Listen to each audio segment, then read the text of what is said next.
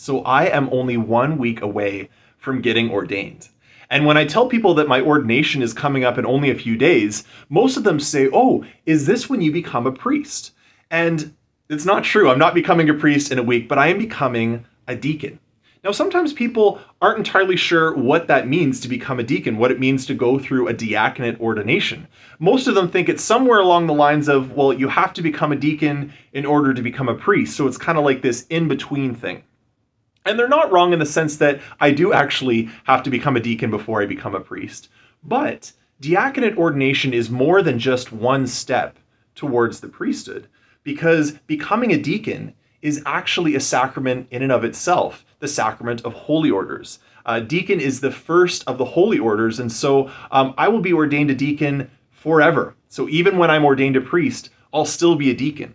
Bishops are still deacons. Even the Pope is technically still a deacon. So it's a monumental change in a guy's life when he's ordained for the first time as a deacon. Now, as a ministry, as a deacon, it'll change very much from what I was doing as a seminarian, because as a deacon now I will be able to baptize people. I will be able to witness marriages. I'll be doing a lot of funerals, that kind of thing. But I'm also going to be able to read the gospel at Mass and preach homilies. So I'll be able to preach within the context of the liturgy itself, which is something I could never do before as a layperson. And one of the really monumental things about becoming a deacon is that at my ordination, that's when I'll take my vows of obedience and celibacy. So that means I'm going to be obedient to my superiors. I'm promising to be obedient to them for the rest of my life. And I'm also promising to never get married, to never have a family in the physical earthly sense here on earth. So while I will still live out these vows as a priest, I make them as a deacon. And there's no going back from that moment. So it really is a make or break moment. That seals the deal that I am now ordained. And so I'm super excited this weekend to be able to have this ordination to the diaconate. I can't wait. This is something that has taken a long time. I'm in my 9th year of formation with the Companions of the Cross.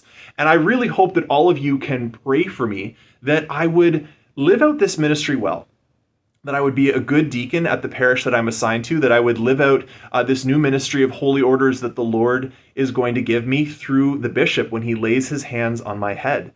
And pray that I live out these vows of obedience and live out the vow of celibacy well, so that people can be edified in the church and can come to know Jesus better, because that's the whole reason I'm going through this. Pray that my homilies are good. Pray that I'm able to serve at the altar well and reverently.